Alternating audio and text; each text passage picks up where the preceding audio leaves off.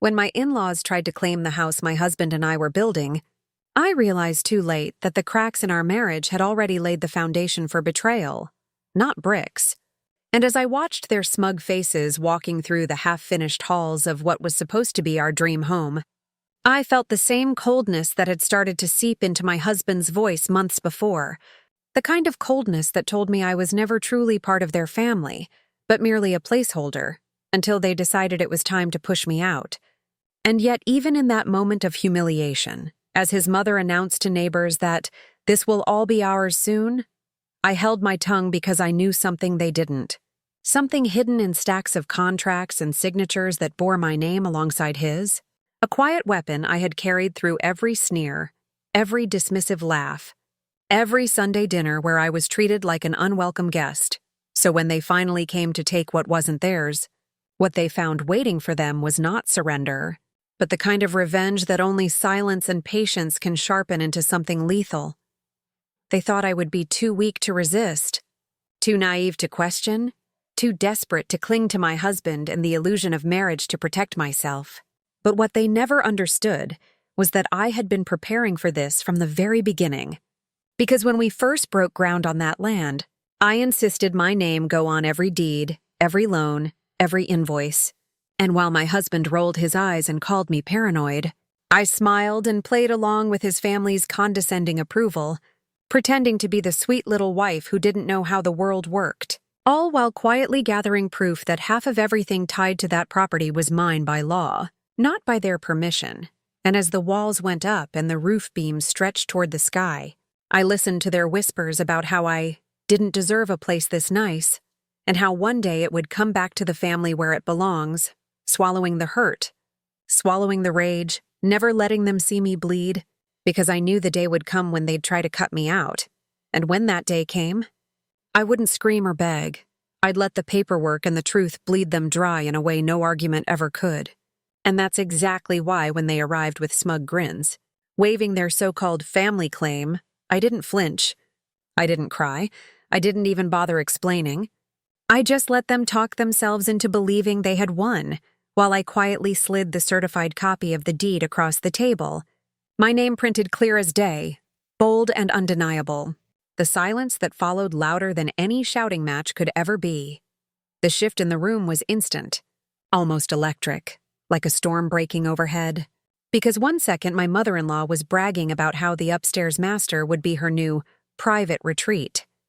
And the next, her words collapsed in her throat as her eyes locked on the thick black ink of my signature, and she stammered, trying to find a loophole, insisting that this must be some mistake, while my husband sat frozen, his face pale, caught between the loyalty he had always given his family and the truth that he could no longer deny. And I just sat back in my chair, calm, collected, letting the weight of every document speak for me, because for years they had spoken over me, dismissed me, diminished me. And now, with nothing but a few pages of legal proof, I had silenced them completely. They demanded explanations, shouting about tradition and bloodlines. But the louder they screamed, the quieter I became, until the only sound in the room was the crisp rustle of paper, and that's when it hit them. The home they thought they could steal, the dream they had mocked me for building, was as much mine as it was his, and they could no longer push me out without tearing themselves apart in court, draining every penny they had just to prove a lie. And as I watched their faces contort with rage and disbelief, I felt a satisfaction so sharp and clear it was almost painful, because for the first time in years, I wasn't the outsider or the unwanted wife. I was the immovable wall they had slammed into, and there would be no moving past me without scars. After that day, their tone changed, but not in the way of apology or acceptance. No, instead it grew more venomous, more desperate, because the humiliation of being outmaneuvered by the woman they had always called naive was something they could not forgive. So they doubled down, arriving uninvited at the construction site, trying to charm the workers into turning against me, whispering that I wouldn't be paying the bills for much longer, planting seeds of doubt as if their name carried more weight than mine. But every single invoice, every transfer, every blueprint had my signature attached, and the crew knew who signed their checks. So their little games fell flat, and still, my husband remained quiet. torn between the comfort of being his mother's golden boy and the reality that his wife had safeguarded his future. Because without me, there would be no house, no land, no security, only debts his family would never cover. And I could see it in his eyes. The shame, the recognition that for once he was not the clever one, not the leader, but the follower who had let others dictate his every move. While I quietly prepared for the storm, and when his sister showed up with a lawyer, waving some vague claim about family rights, I almost laughed. Because the papers she carried were nothing but a bluff, full of vague references and no substance. So I let her posture and threaten, and when she finally ran out of breath, I calmly pulled out the stamped court record declaring joint ownership, my name printed in bold legal typeface, and slid it across the table just as I had done with her mother, watching her hands tremble as the truth cut deeper than any words could. And in that moment, I realized that every sacrifice I had made, every dinner where I sat in silence, every holiday where I was treated like furniture, was not weakness, but strategy, because by letting them underestimate me, I had bought myself the power to destroy their illusions in one clean, devastating blow. From that moment on, the house became more than a structure of bricks and beams. It became a battlefield, every nail hammered in, every wall painted another reminder that I was not only present, but unshakable. And the more progress the house made, the more feral his family became, prowling around the property as if glaring at the foundation could undo it, as if muttering curses under their breath could erase my name from the documents. And my husband, oh, my husband, he began to unravel in front of me, because the woman he had thought would remain quiet and pliant was suddenly holding all the cards, and his family's whispers turned toward him, blaming him for letting me have that power, hissing about how he should have kept me in line, as though I were an unruly child instead of the person who had financed half of their precious project. And still I kept my composure, watching them tear into him, letting the pressure mount until his face aged years in a matter of weeks. Because that's what happens when men side with their families over their wives. They end up alone on both sides, untrusted by the people who used them and unloved by the person they betrayed. And the best part was I didn't have to raise my voice once. I didn't need to slam doors or throw plates. All I had to do was exist inside the walls they so desperately wanted. Every decision I made another reminder that their control was slipping away. When his brother tried to intimidate me by showing up late one night, parking his truck in the driveway and blaring his horn until the lights of half the neighborhood flicked on, I didn't even go outside, I just called the police, handed over the footage from the security cameras I had installed. Yes, cameras. Because unlike them, I thought ahead and watched from my window as he stammered excuses to the officers while they wrote him up. His bravado crumbling under the cold beam of a flashlight, and by morning, the gossip had spread across town. Their family's once polished reputation now tainted with the stain of desperation and harassment, which meant that every time they showed their faces in church or at the grocery store, whispers followed them like shadows. Whispers they could never silence because they had created this war, not me, and I was simply winning it by refusing to bend. It was around Christmas when the breaking point came, the house nearly finished, the walls echoing with the scent of fresh paint and the hum of electricians wiring the last outlets, and his family decided to stage what they thought would be their final, glorious takeover, showing up in a parade of cars with boxes of decorations, loud voices announcing that they were moving in early, as though my husband and I were merely tenants about to be evicted from our own dream. And I stood there at the doorway, watching them unload tinsel and lights and even furniture they had no right to place. My heart pounding, but my face unreadable, because I had already been waiting for this exact moment. And when they tried to step past me, arms full of boxes, I simply raised my hand and said the words I had rehearsed 1,000 times. "You're trespassing, and you need to leave." Their laughter was sharp, cruel, dismissive, his mother saying, "Oh, please, this is family property. You can't trespass on your own blood," and his sister chiming in with, "She doesn't get it. She never has."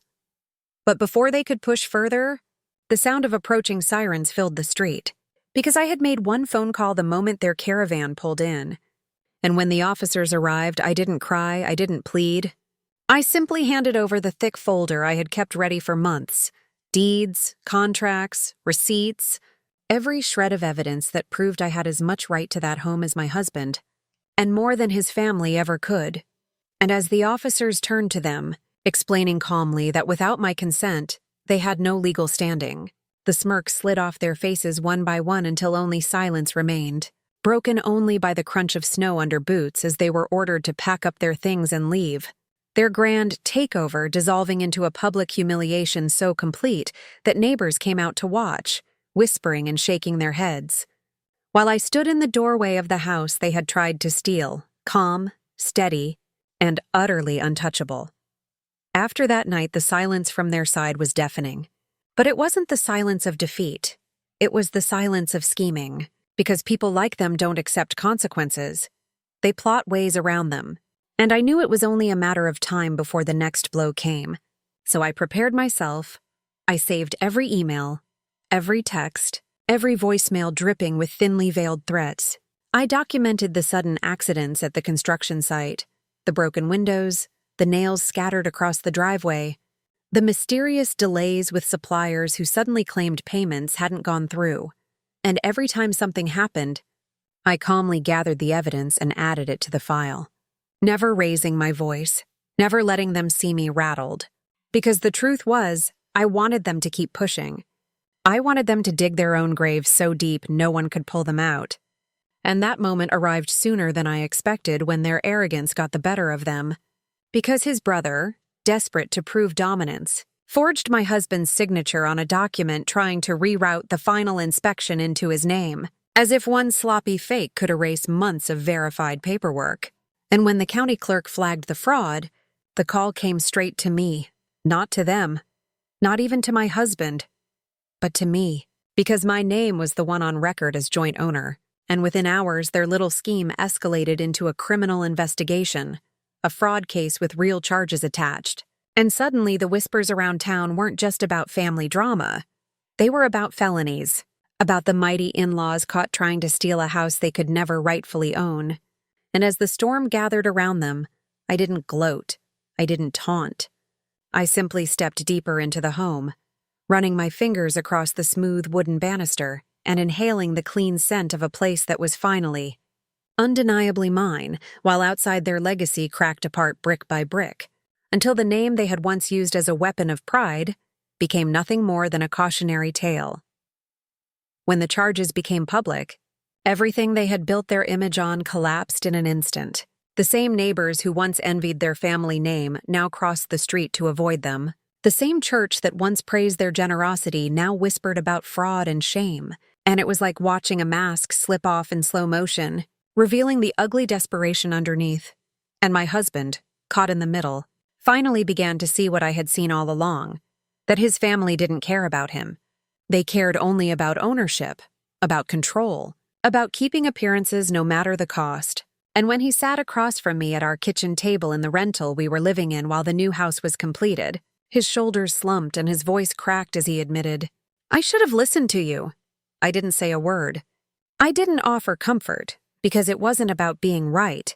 It was about survival, and the truth was, his silence during all those years of insults had already spoken louder than any apology could, and I wasn't sure forgiveness was something I wanted to give.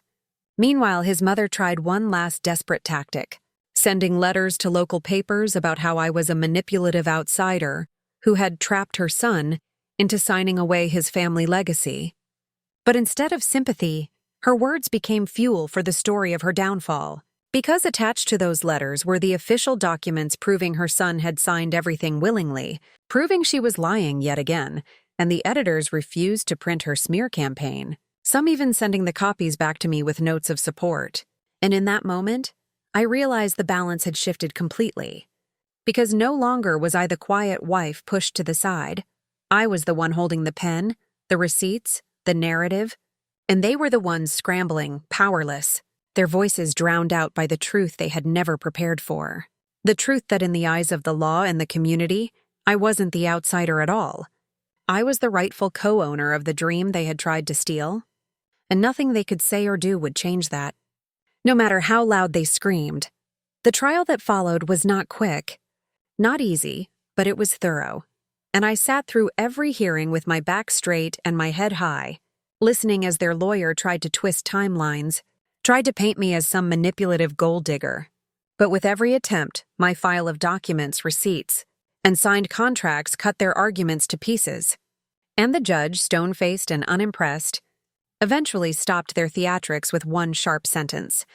This property is co-owned legally and indisputably, and any further interference will be treated as harassment.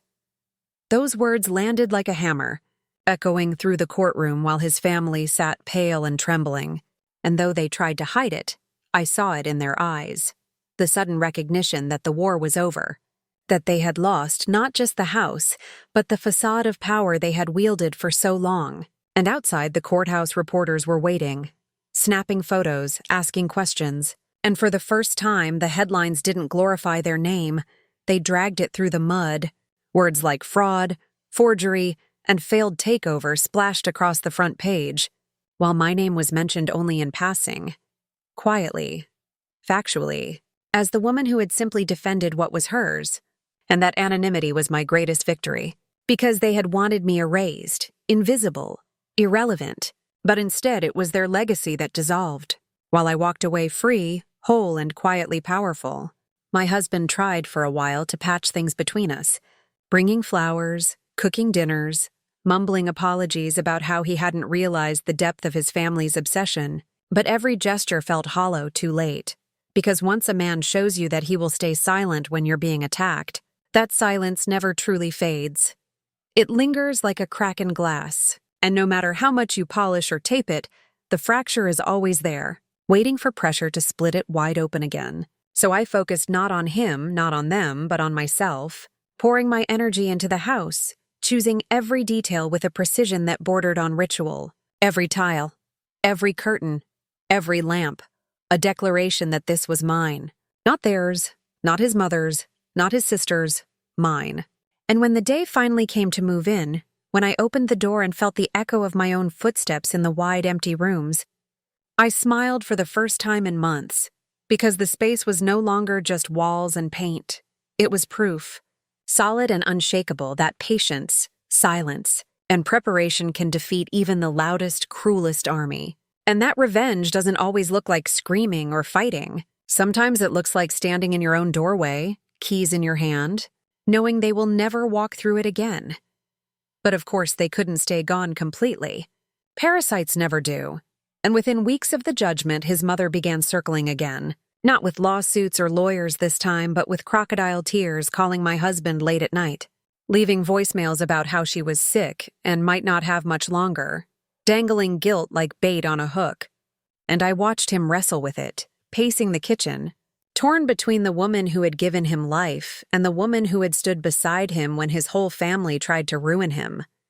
And though part of me pitied him, the larger part knew this was exactly how they operated, through manipulation, through false weakness, through the lie that family is everything, even when family behaves like a pack of wolves tearing their own apart. And so when he asked me one morning if I would come with him to visit her, I looked him in the eye and said calmly, "You can go if you want, but I won't." Because I had finally learned the difference between forgiveness and surrender, and I would not surrender again. He went, of course, and came back hollow-eyed, because she hadn't spoken about her health at all. She had only begged him to pressure me into signing my half of the house over, crying about legacy and keeping it in the bloodline. And when he told me that, I didn't scream or slam doors, I just nodded, as if I had expected nothing less because I had. The next day, I quietly called my attorney and updated my will, ensuring that if anything ever happened to me, my share would never revert to them, would never fall into their greedy hands. And when I sealed the envelope, I felt a peace I hadn't known in years. Because here's the truth no one likes to admit. Sometimes revenge isn't about destroying them outright. Sometimes it's about living so solidly, so untouchably, that every scheme, every manipulation, every desperate clawing only proves how powerless they've become. And as I stood on the balcony of my finished home, looking out over the land they once tried to steal, I realized I didn't need their approval. I didn't need their acceptance. And I certainly didn't need their definition of family. Because in the end, The only legacy worth keeping was the one I built myself, brick by brick, signature by signature, unbreakable. The irony was that after all their threats, all their lawsuits, all their noise, they ended up destroying themselves far better than I ever could. Because once the fraud charges stuck, once the headlines branded them as liars and thieves, doors began closing on them everywhere. Credit lines revoked, neighbors refusing to loan a hand, church elders quietly suggesting they step back for a while, and the same people who once paraded their name as a badge of honor now whispered it as a cautionary tale. And my husband, he wore the weight of that collapse every day like an anchor, watching his golden family crumble into dust while realizing too late that he had stood on the wrong side of history, that the silence he thought kept the peace had only fueled their fire. And though he'd tried to bury himself in helping me furnish the new house, painting walls, assembling furniture, every action felt like penance, like a man building his own cage, plank by plank. Because no matter how many curtains he hung or shelves he screwed in, he couldn't erase the fact that when it mattered, he hadn't stood beside me, and that absence lingered between us heavier than any betrayal. I remember one night standing in the master bedroom, the same room his mother once declared would be hers, and he said quietly, almost to himself, "It doesn't even feel like mine anymore." And I turned to him and replied, not cruelly, not harshly, just truthfully, "That's because you gave it away before it was even finished." He didn't answer. And he didn't need to because we both knew the truth, that some fractures don't heal and some silences speak louder than screams. And so, while his family fell into lawsuits, debts, and endless squabbles with one another, I moved forward, not triumphantly, not with fireworks, but with quiet certainty, hosting dinners for friends who respected me, walking barefoot across the hardwood floors I had chosen, sipping coffee on the porch in the mornings with no one to answer to but myself. And every breath I took in that house was a reminder that survival, strategy, and patience had carried me further than their arrogance ever could. And that in the end, revenge wasn't about what I did to them. It was about what I refused to let them do to me. By spring, the final act of their downfall was playing out almost like theater. Subpoenas arriving at their doorstep, process servers knocking while neighbors pretended not to stare, and I didn't need to gloat because the universe had already done it for me, stripping away the image they had built and leaving only the raw, desperate truth of who they were. And while they scrambled to sell off jewelry, antiques, even their vacation cabin just to cover legal fees, I was planting flowers along the walkway of the house they'd tried to claim, my hands deep in soil that was mine by law, mine by effort, mine by endurance. My husband watched all of this quietly, carrying a shame he could never put into words. Because for years he had believed his family's love was unconditional, only to discover it had always been transactional. And when they no longer had use for him, when he could no longer deliver the house they wanted, they turned their anger on him too, calling him a disappointment, a weak man, a traitor to his blood. And I saw how it broke something in him. But I couldn't mend it for him, not anymore. Because I had learned the hardest truth of all, that protecting someone who refuses to stand for you is like pouring water into a cracked vase. No matter how much you give, it will always leak away. And so, as summer warmed the walls of my completed home, I began to distance myself piece by piece, first with closed doors, then with separate schedules, and finally with the quiet acceptance that though we had built the house together, our marriage could not stand on the same foundation. And when the papers were signed months later, I didn't cry, I didn't mourn, I simply took my keys, my name on the deed, and walked into a future where their shadows no longer reached me. Because in the end, revenge had never been about punishing them. It was about carving out a life they could never touch, and living it fully while they tore themselves apart, trying to reclaim something that was never theirs to begin with. When autumn came and the leaves burned gold around the property, I realized just how far I had come from the trembling young woman who once sat at their dinner table, ignored, dismissed, treated like furniture, because now every corner of the house echoed with my choices, my survival, my strength, and the best part was watching how little they had left, their once sprawling reputation reduced to fractured gossip, lawsuits that bled them dry, and holidays spent apart because even among themselves, They could no longer keep the facade of unity, each blaming the other for the disaster they created. My husband, by then my ex, still drove by sometimes, parking on the opposite street as if he could glimpse a piece of what he'd lost. And once I caught his eyes through the window, that hollow expression of a man who finally understood too late that silence is complicity, that inaction is a choice, and he had chosen wrong. I didn't wave, I didn't open the door. I simply turned away because I had nothing left to give him, nothing left to explain, and that small act of indifference was more final than any shouting match could ever be. Inside, the house was warm, the lights glowing softly against the hardwood floors. And for the first time in years, I felt not just safe, but whole. Because revenge had finished its course, the fight was over, and what remained was mine. Peace, space, dignity. All things they had tried to strip from me, but had only succeeded in sharpening instead. And as I poured myself a glass of wine and curled into the armchair by the window, I whispered to myself the truth they could never erase. They thought they had built this house, but in the end, it was me, and only me, who turned it into a home. By winter, I had learned the rhythm of the house.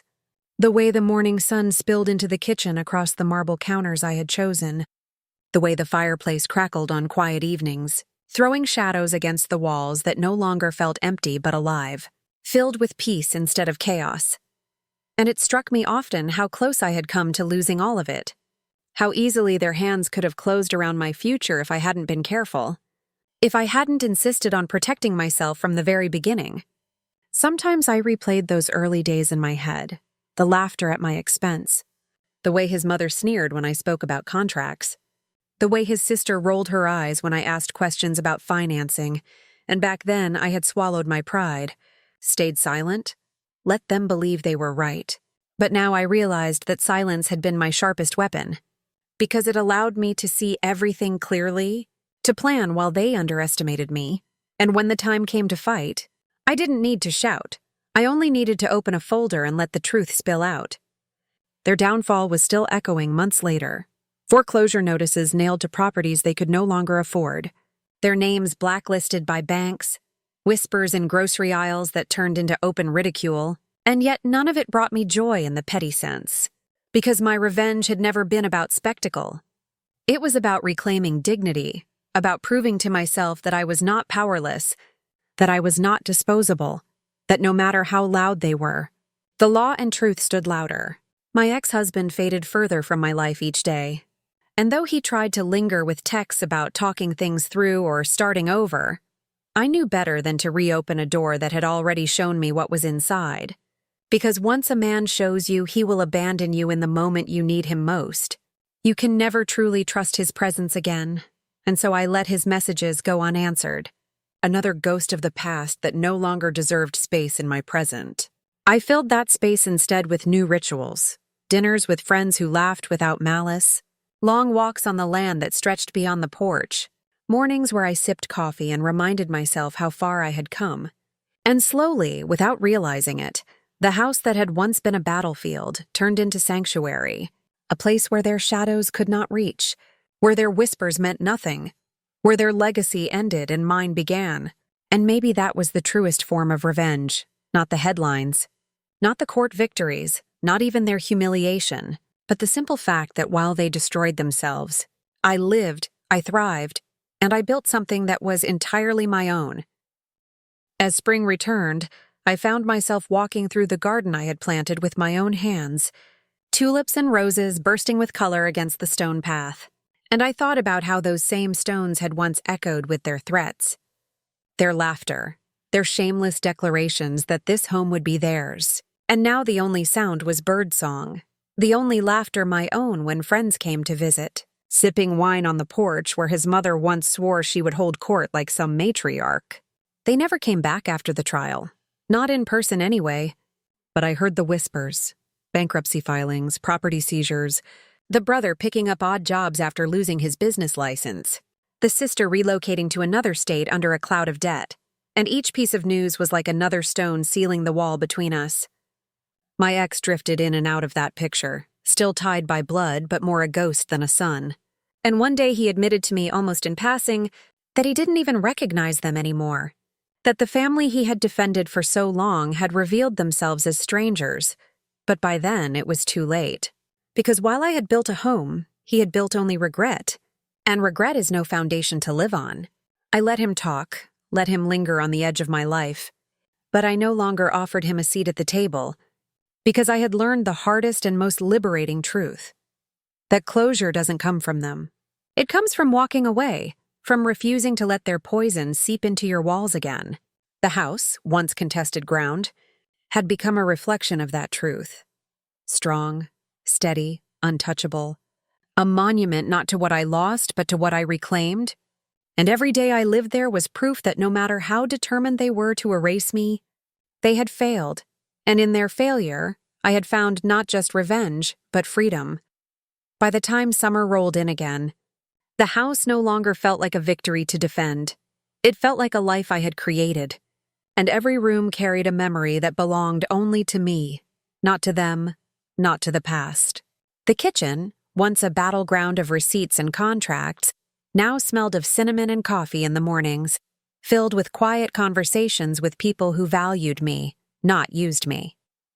The living room, once the place I envisioned them barging into with smug claims of ownership, had become the heart of warm gatherings where laughter was genuine and no one spoke in poisoned tones. Even the master bedroom, once tainted by the echoes of his mother's declaration that it would be her private space, had transformed into a sanctuary where I slept peacefully, knowing no one could ever take it from me. Meanwhile, outside of these walls, their empire was dust. Court rulings piled against them, debt swallowed their assets, and the family that once paraded themselves through town with polished smiles had fractured completely, each member pointing fingers, each scrambling for scraps of an image they could never rebuild. And as for my ex-husband, he became a stranger to me, present in body when he dropped by with paperwork or lingering looks, but absent in spirit, hollowed out by the realization that he had stood silent when silence was betrayal. I no longer hated him. I no longer burned with anger. Instead, I felt nothing but a detached clarity, the kind that comes when someone shows you exactly who they are, and you finally stop expecting them to be different. I poured that clarity into the future, into travel, into friendships, into the simple joy of sitting on my porch with a glass of wine while the sun sank over the horizon, the house glowing softly behind me like a testament carved in stone. Because revenge, I realized, was never about screaming at them in rage. It was about building a life so solid that their shadows vanished from its walls, about knowing that every time they drove past, every time they heard my name, they were reminded not of what they took, but of what they lost. And in that truth, I found something far more powerful than their downfall. I found myself, whole, untouchable, and free. By the second autumn, the air felt different, lighter, as if the house itself had exhaled now that the storm had passed, and I would walk through the halls and run my hand across the smooth walls, remembering how those same walls had once been targets of their greed, their lies, their endless scheming. And it amazed me how a place so contested, so bitterly fought over, could transform into something so peaceful once their voices were gone. I learned to enjoy solitude again, to fill the silence not with dread but with music, with books, with the crackle of the fireplace, and slowly, the house that was once a trophy in their eyes became a mirror of my strength in mine. Sometimes I'd hear rumors. His sister had declared bankruptcy and was selling cheap trinkets online. His brother had racked up another arrest for drunk driving. His mother had retreated into a shell of bitterness, snapping at anyone who dared mention my name. And though people expected me to gloat, to celebrate, I never did, because I didn't need to. Their collapse was not my entertainment. It was simply the consequence of years of greed finally catching up with them. My ex drifted further away, his calls less frequent, his presence fading like smoke. And though part of me once imagined reconciliation, I realized there was nothing left to reconcile. The bond had been broken the moment he chose silence over protection, and no apology could ever bridge that gap. Instead, I found joy in the smallest things, the way the garden bloomed brighter each season, the way the neighbors waved with genuine warmth when I walked by, The way I could host a dinner party and look around the table knowing everyone there respected me for who I was, not what they could take from me. And in those moments, I understood something profound, that revenge wasn't just the act of holding them accountable, it was the act of thriving despite them, of living a life so steady and rich that their memory faded into irrelevance. They had wanted to erase me, to write me out of my own story. But instead, they had written themselves into the margins of disgrace, while I stood in the center, unshaken, building chapter after chapter without them. And every time I turned the key in the lock at night, hearing the click of the door closing behind me, I whispered to myself the truth they could never face. They had tried to take everything, and in the end I had everything, while they were left with nothing but the ashes of their own arrogance. Years later, when the dust had long settled and the scandals surrounding his family had become little more than small-town folklore, I would still catch myself marveling at the journey, at how close I had come to letting them crush me, and at how quietly I had turned the tide without ever raising my voice. The house, once just a blueprint of a dream, had become my fortress, my sanctuary, my proof that resilience runs deeper than bloodlines. And with every season it grew more alive, filled with laughter from friends who had become my true family, with warmth from celebrations that were mine to host, not stolen by people who thought entitlement was inheritance. His family scattered like seeds in the wind, some moving away, others hiding behind new facades. But the whispers always followed them. The fraud case, the house they lost, the daughter-in-law who outsmarted them. And those whispers were louder than any revenge speech I could have given, because their own actions had condemned them more completely than I ever could. My ex faded into irrelevance, remarried too quickly, divorced again just as fast, chasing comfort but never finding it, because men who choose silence over loyalty are doomed to keep repeating the same mistakes. And I stopped thinking of him with anger. Instead, I thought of him the way one thinks of a half-finished book left on a shelf, unfinished because the ending was never worth reading. My life, however, became fuller with each passing year. I traveled. I built new memories. I invested not just in the house but in myself, in a version of me they had once dismissed as weak, but who had turned out to be unbreakable. And when I looked out across the porch on quiet evenings, the sun dipping low and painting the land in hues of gold, I would remember the day they tried to take it all, and I would smile, not with cruelty, not with gloating, but with the quiet certainty that I had not only survived them, I had transcended them, because revenge, in the truest sense, wasn't about destroying them. It was about living so completely that their attempts to erase me became nothing more than the prologue to my freedom. And so the story came full circle. From the moment I first stood on that bare patch of land holding nothing but blueprints and hope, to the years later when I unlocked the door to a home that was not just built from brick and stone but from resilience, foresight, and an unshakable refusal to be erased. They had tried everything: mockery, intimidation, fraud, manipulation, believing their name, their tradition, their arrogance would always outweigh my voice. And yet in the end, it was my quiet patience, my insistence on signatures, my refusal to bend that brought them down. I think back to the smirks they wore when they spoke of family legacy, as if I were a temporary guest in my own life. And I see now that what they called legacy was nothing but control, and what I built instead was freedom. My ex remains a ghost in the story, a man who once could have chosen differently but chose silence. And I carry no hatred for him now. Only clarity, because he was the reminder I needed that love without loyalty is an empty shell, and silence in the face of betrayal is betrayal itself. The house has changed since those days. It has grown roots in me as much as I have grown roots in it. Each season paints it differently. Spring bursting with flowers I planted myself, summer alive with gatherings on the porch, autumn burning gold across the land, winter cloaking it in quiet peace. And in each season, I find a reflection of the woman I became. Stronger, calmer, untouchable. And when I walk through those halls at night, lights glowing softly, shadows stretching against the walls, I know they will never walk through these doors again. Not because I fought them with fury, but because I fought them with truth, with preparation, with the kind of strength they never understood until it was too late.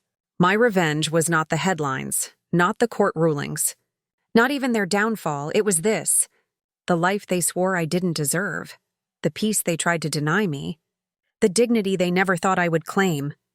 And maybe that's the lesson hidden beneath it all. Family by blood can turn into strangers by choice, but dignity, once fought for, never leaves you. I didn't just keep the house.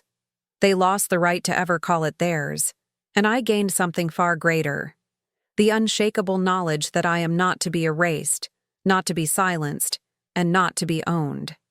And in the quiet glow of my home, that is the sweetest revenge of all.